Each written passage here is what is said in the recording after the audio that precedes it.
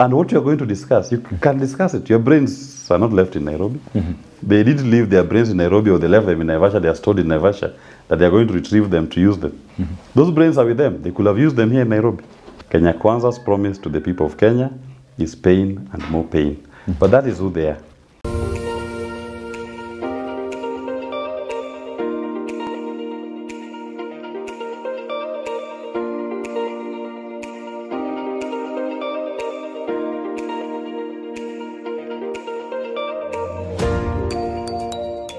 Well, a very good day to you, ladies and gentlemen. Welcome to another episode of the Candid Talk here on Herman Manyora's YouTube channel. Such a pleasure to always have you on board.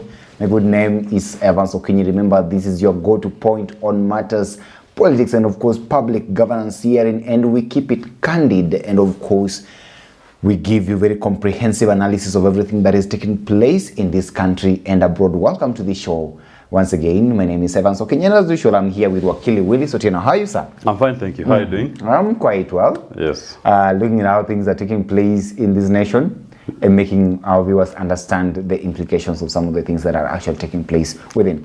Yes.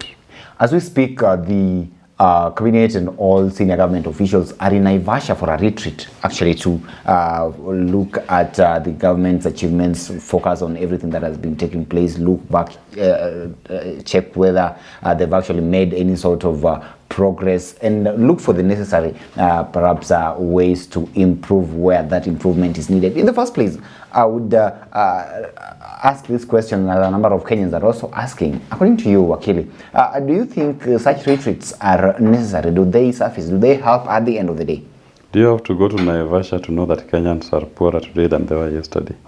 And that is a waste of asking. time. That is the waste of people's time. They're just showing us their extravagant lifestyle, living off our taxpayers' money to expend their own frolics. Okay. Because look at it. Going to Naivasha, they've paid for that hotel, the cost of hosting them there, paying per diem, what they're earning as per diem, their drivers, their security, the fuel to take us there. They're not even showing that they're living a frugal life because while the country is broke. Them, they're enjoying the crown jewels. They're living a luxurious life in 5-star hotels, discussing poor people's issues. Why couldn't they go to Kenya School of Government here? Or go to a boardroom in KACC to discuss those issues? Nothing stops them. Their boardroom, there's a cabinet room in State House. They can work from it. The boardroom at Harambee House, they can work there. There are many government facilities. Okay. They can even go to Nairobi Primary School, use the hall to discuss those issues. But that is Kenya Kwanza for you. What did you expect? You don't need to go to Naivasha to know that they have failed.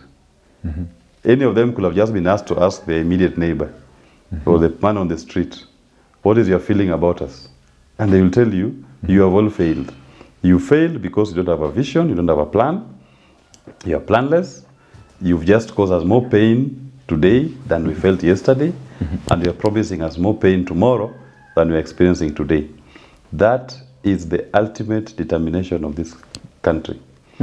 Kenya Kwanza does not have the economic blueprint that will transform this nation to be an economic giant. Kenya Kwanza's promise to the people of Kenya is pain and more pain. But that is who they are. The people of Kenya have come to the realization of the kind of leadership that they have today.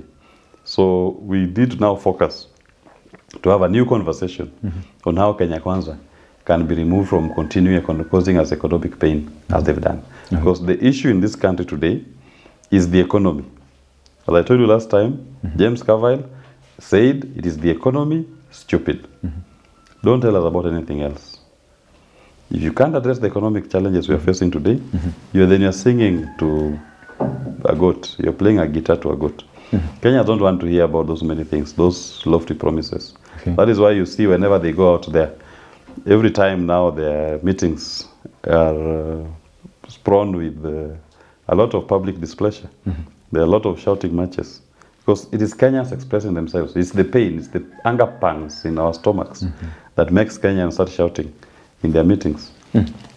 But Wakili, my concern would be this. What is wrong with the government conducting a self-evaluation and actually assessment to know where they are and where they're supposed to be heading? I'll say there's no problem with doing that. So why do They you have a can do problem it with at Naivasha Kenya. retreat? I'll say they can do it at Kenya School of Government here in Lower Kabet.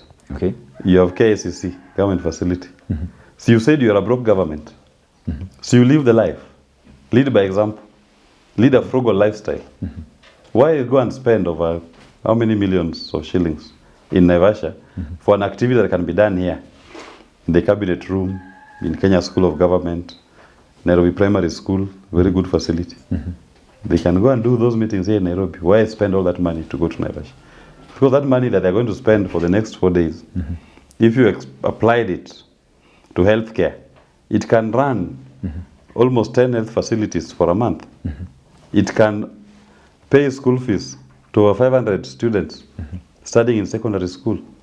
So that's what I say.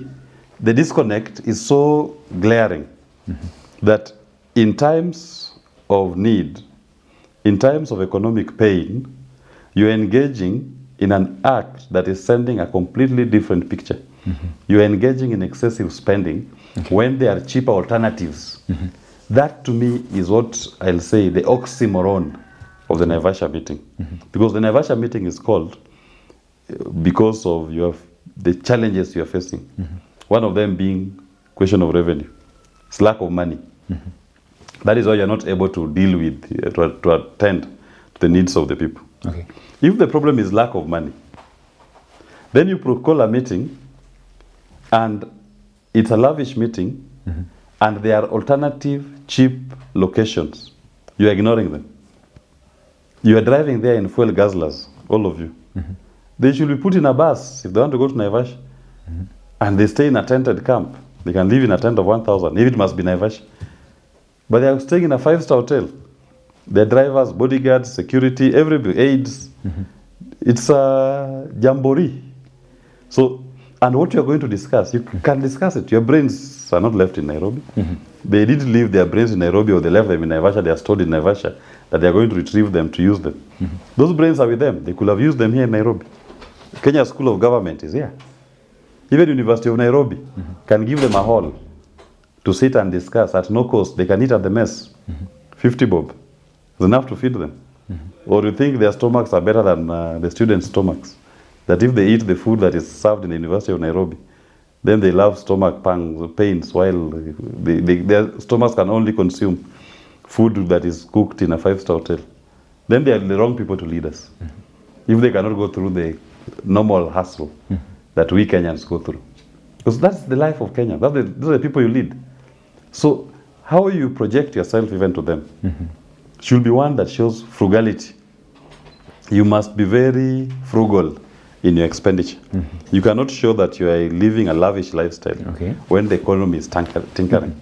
So you're reading some sort of double speak from... Double is it's an oxymoron. It's an oxymoron. So it tells you they're going to spend half the morning having a sumptuous breakfast until 10 o'clock.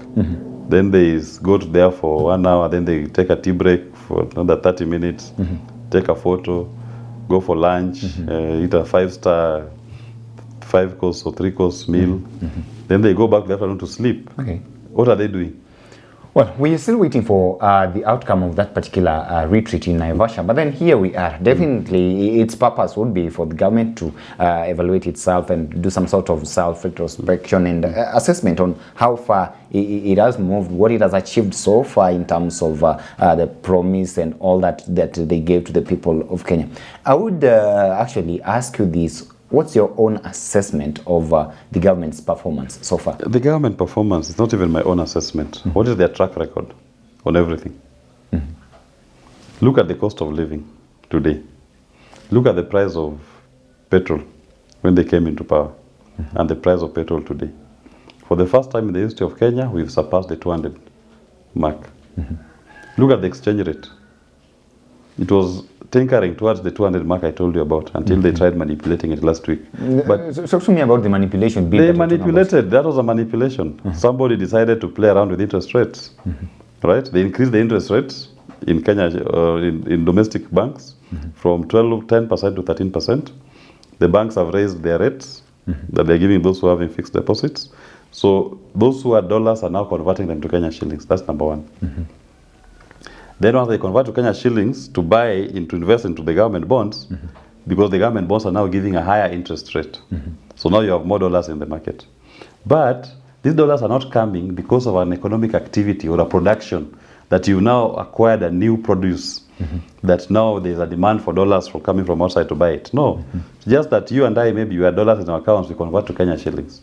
Okay. Those dollars will be mopped out of the market and will be back to square one. What these people have done is they've just kicked the can. It will not even be not even a long distance, barely 30 meters away. Because within the next 2 weeks, we will be back to default setting. You'll see again the dollar rising. You've taken Eurobond, the refinancing, at interest rate of 10.35%. When the original one, the 2 billion that you took at an interest rate of 6%. And Ruto had already told us, my problem is paying debt, because out of every 70 shillings, out of every 100 shillings I collect, I am spending 70 shillings on debt finance. Okay. I'm left with 30 shillings. That is my problem. Then the same person goes back to the Eurobond market, takes a loan at 10.35%.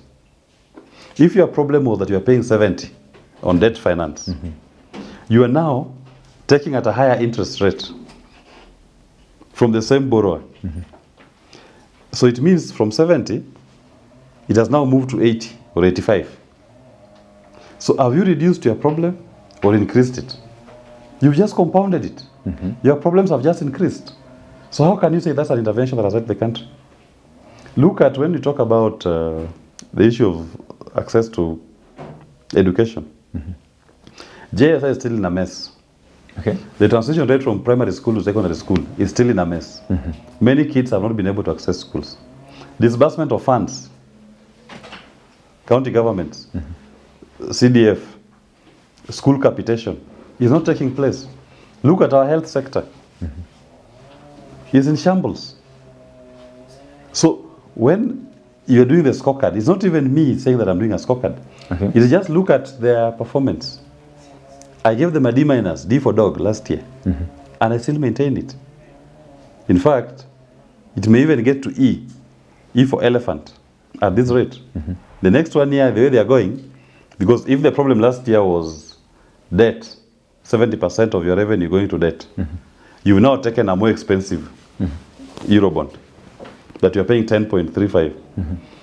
I mean, even in your own household, if you go to a commercial bank and you take a loan of 1 million at an interest rate of 6%, and you faithfully paid all your installments as and when they become due, when you go back to that bank to ask them for refinancing or a new loan, logic is that the bank, taking into account your previous good record of paying in time, will reduce the interest rate from 6 to even 4 or 5 because you're a good customer.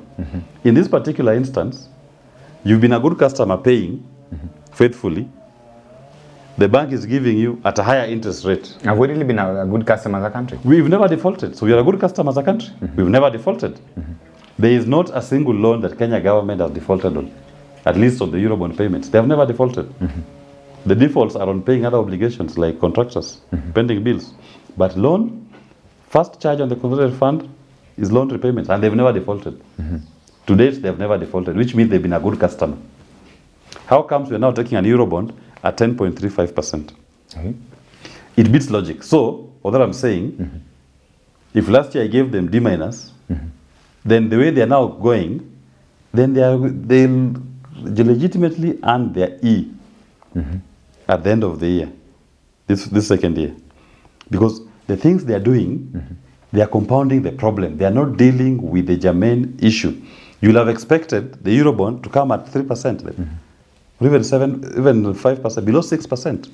Benin, here, a small country, took Eurobond at the same time, 7%. Cote d'Ivoire, 7.4%.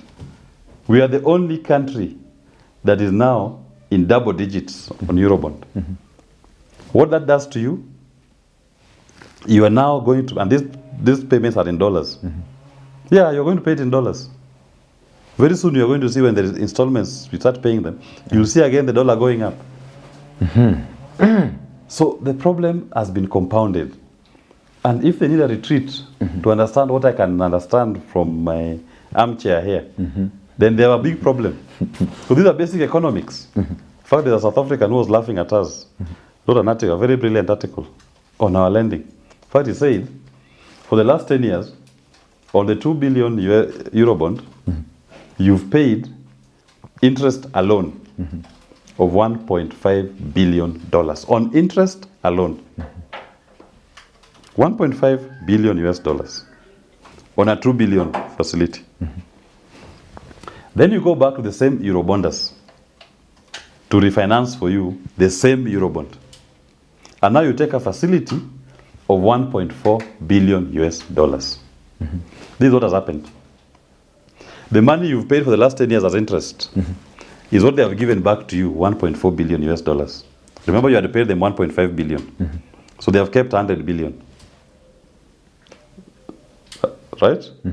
You are left with 1.4 billion. Now that is what they're giving you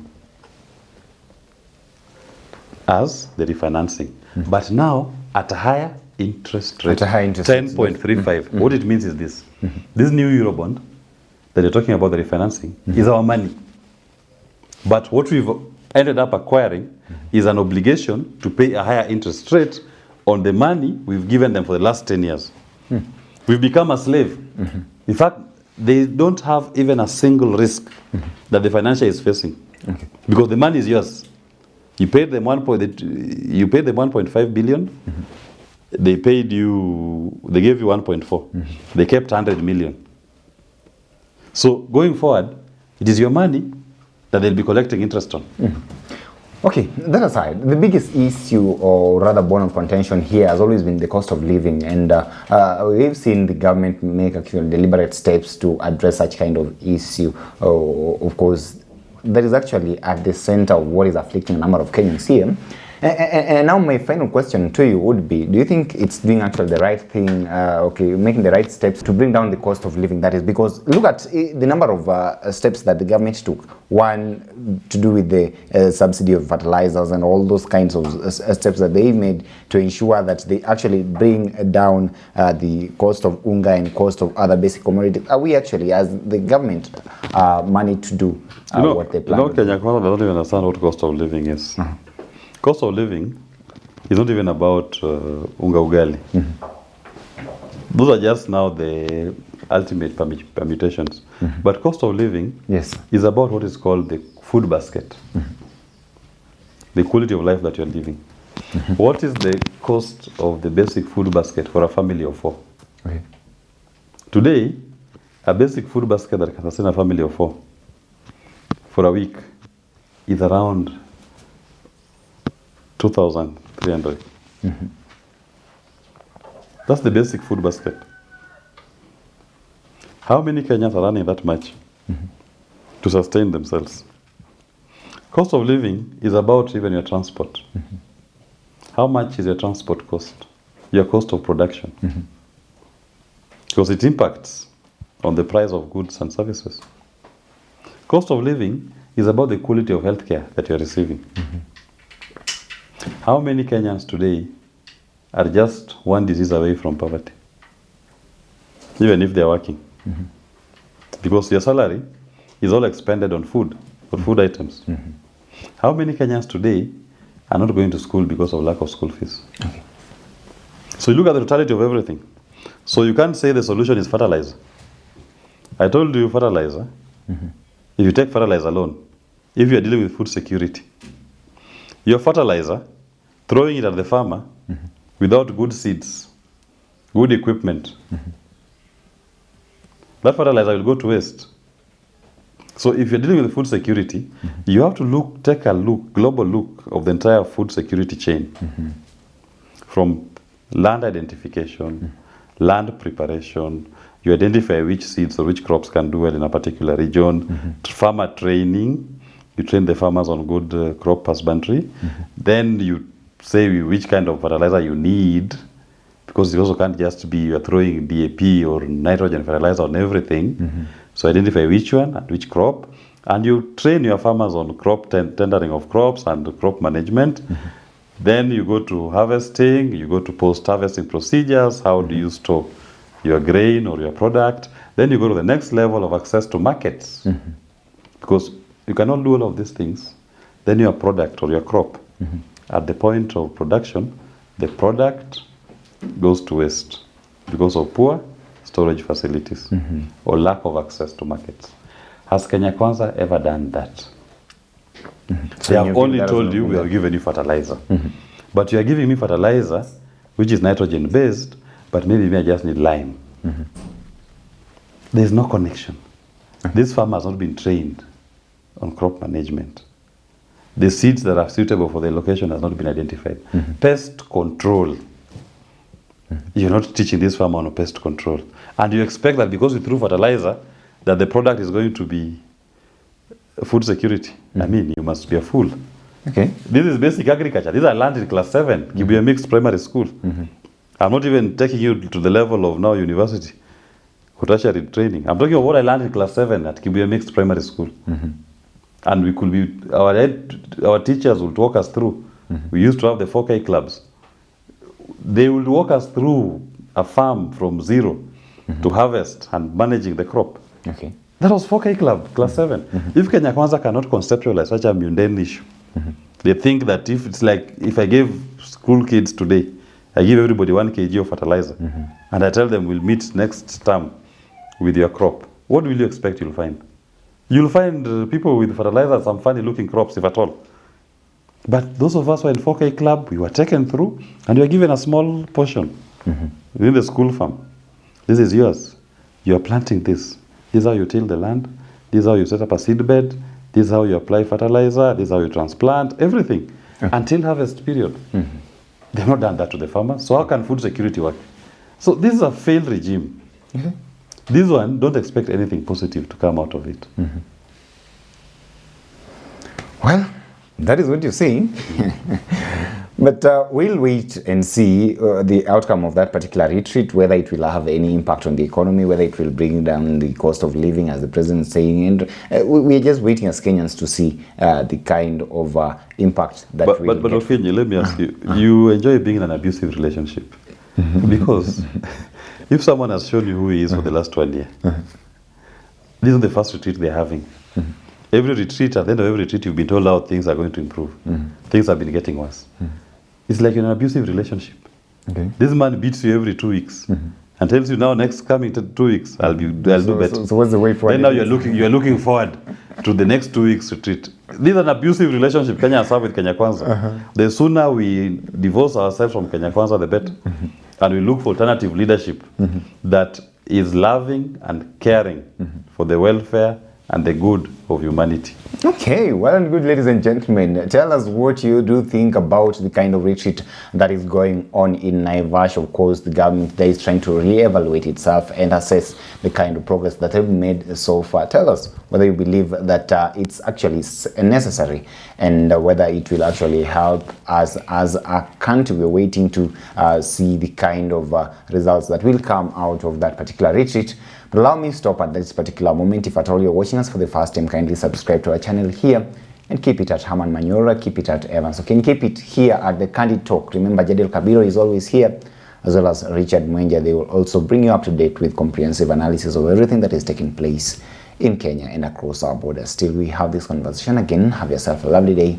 My name is Evans. Okay.